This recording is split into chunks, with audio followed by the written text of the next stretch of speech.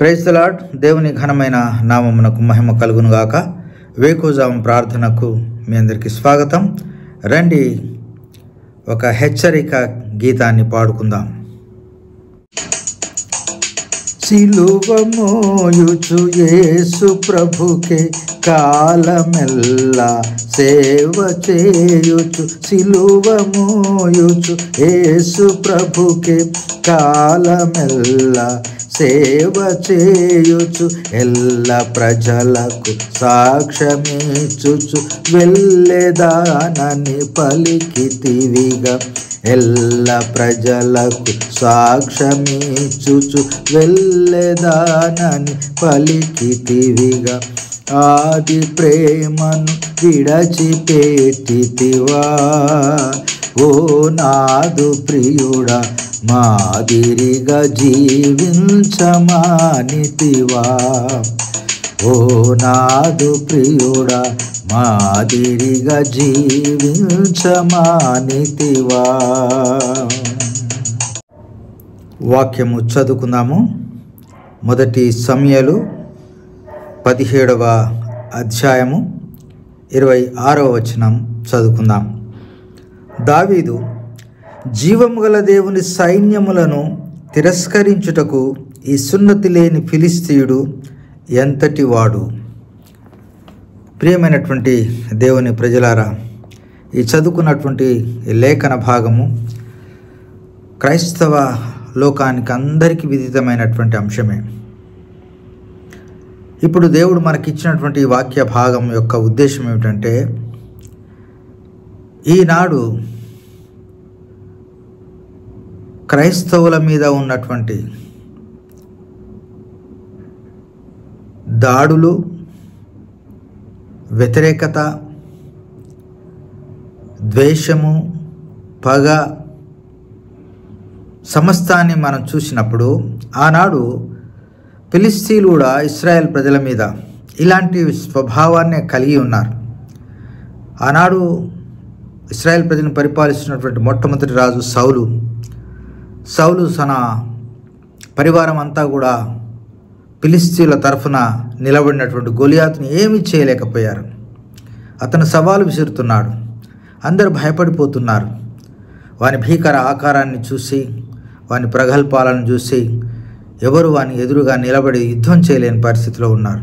చిన్నవాడైన దావీదు, గొర్రెల కాపరి అయిన దావీదు తన తండ్రి ఆజ్ఞ మేరకు అన్నలను చూడడానికి, అన్నలంతా సైన్యంలో ఉన్నారు, పంపించితే వచ్చినటువంటి వాడు ఆ సంఘటన చూసి స్పందించాడు.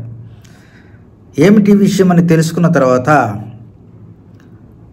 ఫిలిస్తీయుడైనటువంటి గొలియాతును చూసి, అరే వీడు సున్నతి లేనివాడు కదా, అంటే దేవుని బిడ్డ కాదు, వీడు అన్యుడు, వీడు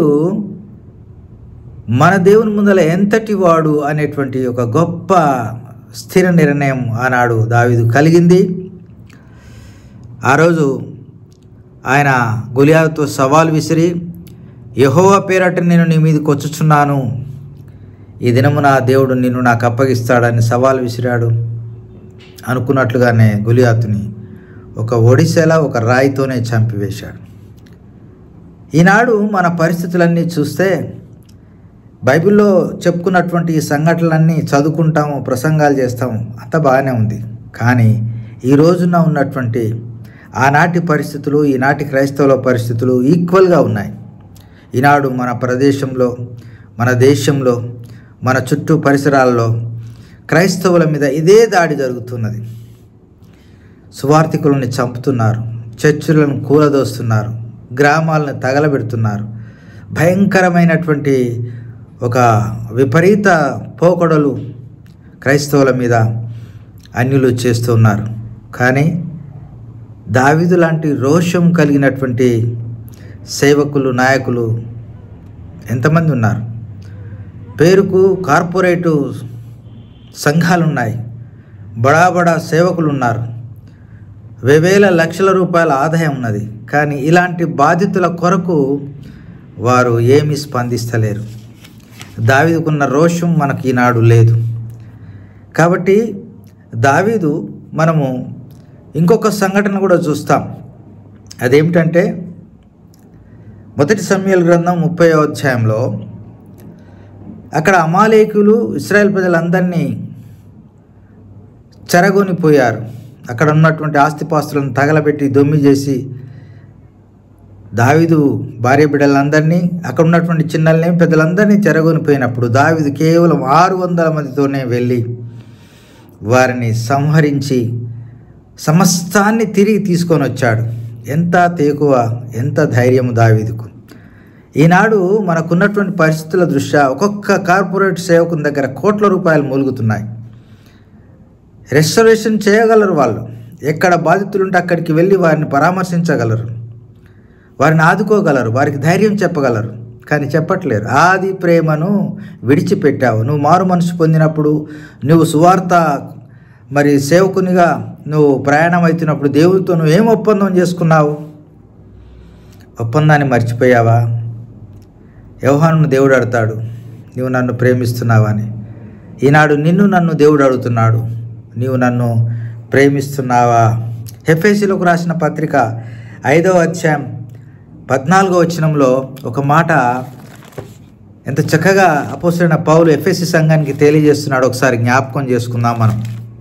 ఏమంటాడంటే, అందుచేత నిద్రించుచున్న నీవు మేల్కొని మృతుల్లో నుండి లెమ్ము, క్రీస్తు నీ మీద ప్రకాశించునని ఆయన చెప్పుచున్నాడు. ఇప్పుడు మనము మృతుల కిందనే లెక్క. ఎందుకంటే సమస్తాన్ని మర్చిపోయాం. నిర్జీవమైనటువంటి ప్రజలుగా మనం ఈ లోకంలో మిగిలిపోయాం. కనుక సమయం వచ్చింది. ఎక్కడైతే సువార్త చేస్తున్నటువంటి పల్లె ప్రాంతాల సేవకులని అండదండగా కార్పొరేట్ సేవకులు, గొప్ప గొప్ప సేవకులు ఉన్నారు. హైదరాబాదులో, విశాఖపట్నంలో, విజయవాడలో, గుంటూరులో, ఏలూరులో కార్పొరేట్ సేవకులు ఉన్నారు. పెద్ద పెద్ద సంఘాలు ఉన్నాయి. లక్షల కోట్ల రూపాయలు వారికి రాబడి ఉన్నది. వారు తలుసుకుంటే వీళ్ళందరినీ కూడా ఆదుకోవచ్చు, సాధవచ్చు, ధైర్యాన్ని ఇవ్వచ్చు. ఇస్తలేం. కానీ దేవుడు మనల్ని ప్రశ్న వేస్తున్నాడు. నీవేం చేయాలి? నిద్రించుచున్న నీవు మేల్కొని మృతులలో నుండి లెమ్ము అంటున్నాడు. ప్రియమైనటువంటి దేవుని ప్రజలారా, సేవకులారా, మనమందరం కూడా స్పందించాల్సినటువంటి అవసరం ఉన్నది. దావీదు వలె స్పందన మనకు ఉండాలి. రోషం కలిగి జీవించాలి. జీవము గల దేవుని బిడలమైన మనము సున్నతి లేని ఆ యొక్క గొలియాతు వలె మన మీదికి వచ్చేటువంటి దాడులను తిప్పికొట్టడానికి మనం కూడా మన వంతు మనము ప్రార్థన చేయాలండి. మనం ప్రార్థన చేయాలి. మన వంతుగా ప్రార్థన చేయాలి. చేయుతనివ్వాలి, మనోధైర్యాన్ని ఇవ్వాలి, సంఘటన స్థలాలకు వెళ్ళి బలపరచాలి. అదే దావీదు లాంటి ప్రేమ, అదే క్రీస్తు లాంటి ప్రేమ. రండి ప్రార్థన చేసుకుందాం. ప్రేమ కలిగిన మా ప్రియ పరలోకపు తండ్రి, ఇప్పుడున్నటువంటి పరిస్థితుల దృష్ట్యా ప్రభువా, మేము నీతో చేసుకున్న ఒప్పందాన్ని మర్చిపోయినాం. ఆది ప్రేమను విడిచిపెట్టాం. మా సహోదరులు ఎంతోమంది బాధపడుతున్నప్పుడు మా వంతుగా మేము ఎలాంటి స్పందన, ఎలాంటి సహాయం చేయలేకపోతున్నాం. ప్రభు, మమ్మల్ని మన్నించండి, మాకు వెసులుబాటు దయచేయండి. మేము కూడా వారందరితో చేయుతనిచ్చి ముందుకు సాగిపోవడానికి, క్రైస్తవ లోకానికి ప్రభువా మేము కూడా సహాయం చేసి వారికి మనోనిబ్రాన్ని ఇవ్వడానికి మాకు సహాయం చేయమని వందనములు, స్తోత్రములు, కృతజ్ఞతాస్తుతులు చెల్లిస్తూ యేసయ్య అతి శ్రేష్టమైన నామమున స్తుతించి ప్రార్థించి అడిగి వేడుకొంచున్నాం తండ్రి. ఆమేన్. అందరికీ వందనాలు.